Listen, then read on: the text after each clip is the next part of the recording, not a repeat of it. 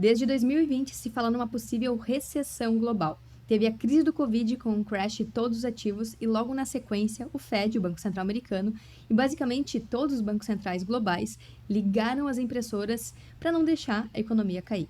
Nisso, bolsas bateram máximas, era liquidez para todo lado, mas a conta disso tudo chegou só agora, em 2023. Inclusive, o governo americano quase foi desligado semana passada por ter $0 nos seus cofres. Ele não conseguia nem pagar o funcionamento dos órgãos do próprio governo e nem funcionários. Em meio a tudo isso, veio a pergunta de novo: é o começo da recessão? Bom, eu sou a Carol, cofundadora da área Bitcoin. Se você quer aprender o que ninguém te ensina sobre dinheiro e como você pode usar o Bitcoin para se proteger dessa bagunça macroeconômica e também multiplicar patrimônio em meio ao caos, no Bitcoin Starter tem mais de 100 aulas do básico ao avançado te ensinando tudo isso. O link está aqui na descrição desse vídeo e bora falar se vem por aí uma recessão global.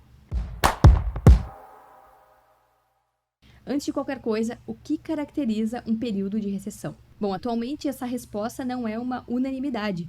Basicamente, é quando a atividade econômica cai, consumidores gastam menos, empresas faturam menos, consequentemente, empresas quebram no meio do caminho e os preços tendem a reduzir pela falta de demanda. Só que muitos economistas e bancos centrais usam métricas diferentes para determinar quando começa ou não uma recessão. Durante a crise do Covid, por exemplo, se dizia que o mundo entraria em recessão. Mas aí, os bancos centrais resolveram imprimir dinheiro para estimular a economia e o nível de emprego subiu muito pela injeção de grana impressa criada do nada nas empresas e nos bancos, né? Geralmente, uma recessão global acontece quando até a principal economia também entra em recessão. No caso, os Estados Unidos teriam que apresentar uma série de indicadores negativos para que se decretasse uma recessão global. O que aconteceu é que o Fed, o Banco Central Americano, só de 2020 a 2022, expandiu em 40% a base monetária americana num período curto de tempo. Com isso, os preços começaram a subir nos Estados Unidos, em todo o mundo, porque afinal, energia e commodities são precificadas em dólar, o mundo usa o dólar e ativos americanos como reserva de valor. A inflação de preços chegou a subir até 8%, 10% ao ano nos Estados Unidos e na Europa, patamares que assustam países que estão acostumados com uma inflação de 2%. E para tentar controlar a inflação e toda a liquidez que foi jorrada durante 2020 e 2021, os bancos centrais começaram a elevar juros durante todo o ano de 2022 e até agora, 2023. O resultado foi que em 2023 a subida de juros aumentou o endividamento, afetou principalmente o sistema bancário, que usava os títulos americanos como porto seguro nas suas operações, e a subida de juros trouxe muita volatilidade e deixou muitas das operações bancárias totalmente descobertas. Por isso que a gente viu uma quebradeira de bancos gigantes nos Estados Unidos e na Europa no início de 2023. Isso tudo acabou estremecendo a confiança global nos bonds americanos, nos títulos do Tesouro dos Estados Unidos, que agora está rolando um despejamento de bonds no mercado.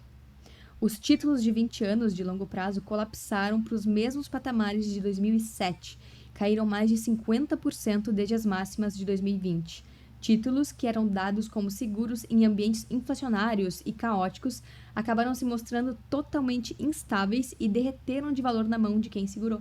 E quem principalmente segura esses títulos do governo são os bancos globais, para apoiar suas operações, né? Ou seja, com essas quedas, muitos bancos estão descobertos nas suas operações, ou seja, eles têm muito mais dívidas do que ativos que podem ser liquidados e convertidos em dólares para quitar essas dívidas.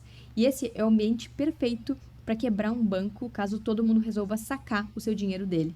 Afinal, grande parte da liquidez do banco, dos depósitos dos clientes, foram convertidos em bonds, esse ativo seguro, né? Só que agora, para devolver o dinheiro para os clientes, o banco vai ter que converter a um preço mais baixo do que ele comprou. E esse prejuízo pode fazer com que o banco quebre, tentando honrar com os saques dos clientes. Isso aconteceu no início do ano com vários bancos, o Silicon Valley Bank, o Credit Suisse e também com o Silvergate. Agora, os bancos americanos enfrentam cerca de 600 bilhões de dólares em perdas não realizadas, o que representa cerca de 25% do capital bancário total. É um dos níveis mais elevados da história. Outro ponto é que o consumidor americano está prestes a ficar sem dinheiro. Esse gráfico mostra como as poupanças evaporaram e as dívidas explodiram desde 2022. Ou seja, os poupadores americanos estão queimando suas reservas. Outro recorde também é o nível de atrasos de pagamentos de empréstimos de todos os tipos, superando a crise de 2008 e a dos anos 2000.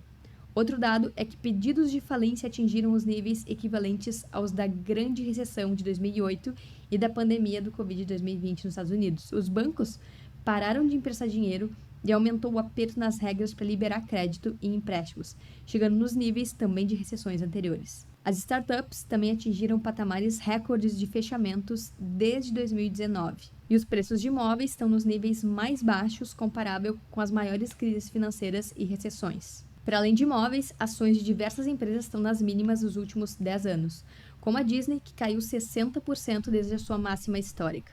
E não só as grandes empresas, as small caps continuam também a ser esmagadas e agora apresentam um desempenho inferior ao S&P, o pior desempenho em quase 22 anos. Segundo a Barclays, só uma quebra nas ações poderia trazer de volta a demanda para os bonds, para os títulos do governo americano, né? Ou seja, só ações performando muito mal poderiam fazer com que investidores topem comprar títulos do governo agora. E agora bora olhar para os dados de emprego, que era justamente o único indicador que faltava cair para que o Fed, os economistas e as mídias dessem o braço a torcer e considerassem que uma recessão está a caminho. E justamente o nível de emprego começou a cair, ou seja, as pessoas estão ficando desempregadas. Historicamente, é esse o indicador, ele é o mais retardado, que demora mais a demonstrar a recessão, e é justamente o que confirma ela. Outro ponto é que a dívida americana não para de crescer. O Fed está pagando cerca de 723 milhões de dólares por dia em juros para os bancos comerciais em acordos de recompra reversa. Ou seja, o próprio Fed e os bancos operam no negativo.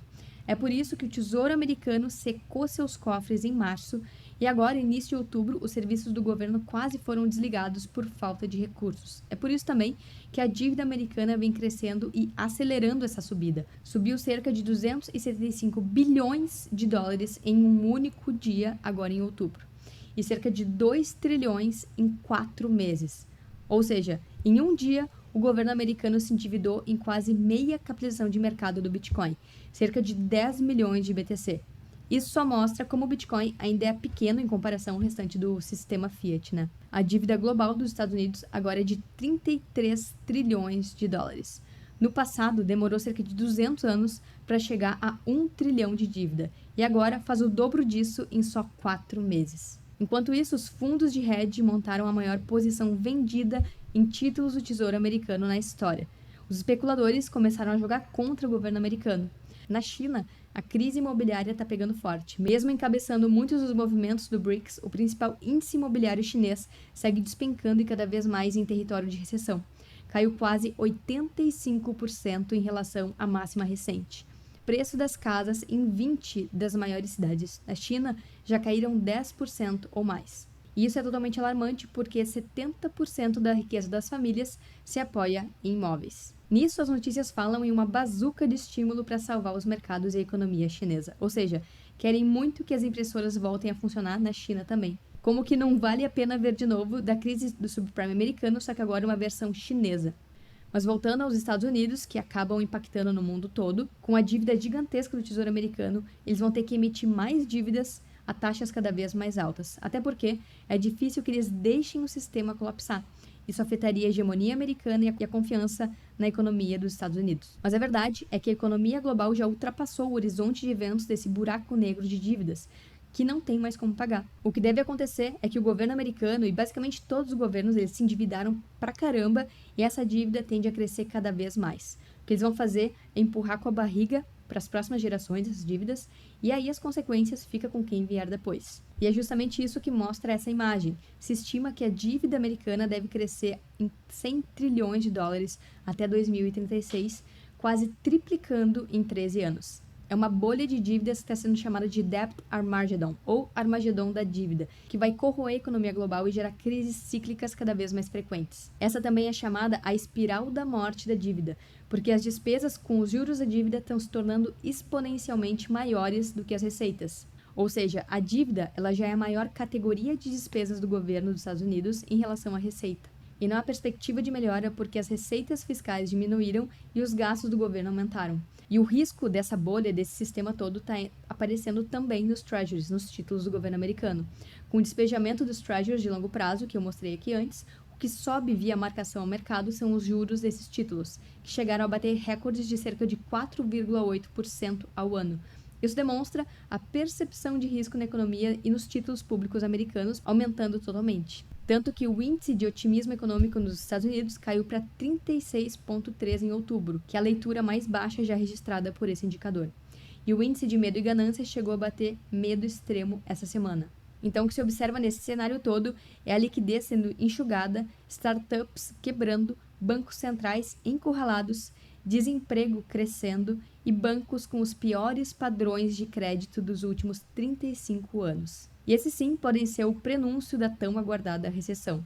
Tanto que a probabilidade de recessão em 2024 ultrapassou 60%. Chegou ao nível visto apenas 2 vezes desde 1960. E olhando para todos esses dados, 84% dos CEOs americanos esperam uma recessão em 2024. Só que, curiosamente, 0% dos funcionários do Fed esperam recessão. Que coisa, não? A única saída é, de fato, sair do sistema e não participar dessa bolha financeira apoiada por dívidas impagáveis. É por isso que o Bitcoin vem se fortalecendo nas crises. Na crise bancária, agora em março de 2023, Bitcoin subiu 25%. E agora, com a crise dos bonds, Bitcoin segurou firme enquanto todo o mercado desabou. E o Bitcoin como um ouro digital ou um seguro contra o sistema fiat ainda não é a tese mais aceita por investidores fiat, mas é o papel que Bitcoin nasceu para fazer. E ele vem fazendo isso muito bem desde 2009. Sobreviveu à pandemia, a temores de recessão, valorizou quando os maiores bancos globais estavam quebrando e agora nessa crise de confiança dos títulos governamentais ele segue firme, forte e se valorizando. E se você quer aprender tudo sobre Bitcoin, como comprar, guardar e não afundar junto com o barco Fiat, no Bitcoin Starter você aprende tudo isso e muito mais. Te espero no grupo de alunos. Até a próxima e opt out!